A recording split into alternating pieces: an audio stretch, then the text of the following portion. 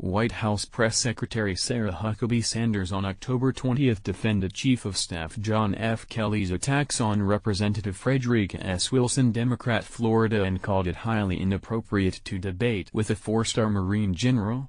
Reuters. As the controversy surrounding President Trump's condolence call to a Gold Star widow rolled into its third day, the White House continued to play defense. Much of Friday's effort was on behalf of White House Chief of Staff John F. Kelly, who one day earlier had criticized Representative Frederick S. Wilson, Democrat, Florida, for allegedly boasting during an April 10, 2015, dedication ceremony that she secured funding for a federal building named for two slain FBI agents. Video emerged Friday showing Wilson said no such thing.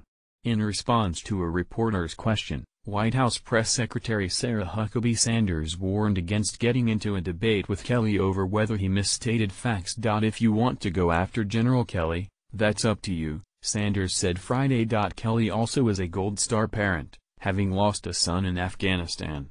His military career spanned more than 40 years. But, Sanders continued, I think that, if you want to get into a debate with a four-star Marine general, I think that that's something highly inappropriate. There is, of course, an archival Trump tweet for just about every occasion. In this case, there are at least three in which Trump slammed four-star generals, occasionally for slamming him. This September 14, 2016, tweet followed the disclosure of more than 2 years' worth of emails by former Secretary of State Colin L. Powell, which were leaked by a hacker. Though the emails contain criticism of other political and military figures, including Hillary Clinton, Powell reserved his greatest disdain for Trump.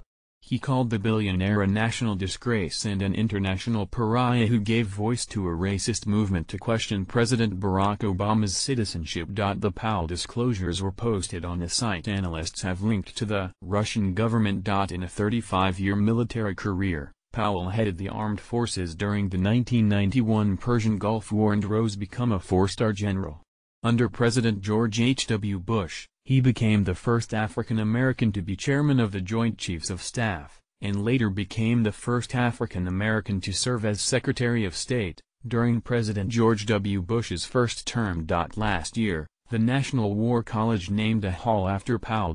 Trump's attack on retired Marine General John Allen came a day after the four-star general spoke at the 2016 Democratic National Convention, where he indirectly assailed the then Republican candidate's support for waterboarding and his approach to international relations, The Washington Post reported. With her as our commander-in-chief, our international relations will not be reduced to a business transaction, Allen said of Hillary Clinton's foreign policy credentials. I also know that our armed forces will not become an instrument of torture, and they will not be engaged in murder or carry out other illegal activities. Later that day at a campaign rally, Trump again criticized Allen. They had a general named John Allen, and I never met him, Trump said. And he got up and he started talking about Trump. Never met him. And you know who he is? He's a failed general. Allen served as commander of the International Security Assistance Force in Afghanistan and was Obama's top choice to oversee U.S. and NATO operations in Europe, but instead he retired to assist his wife with chronic health issues, the Post reported.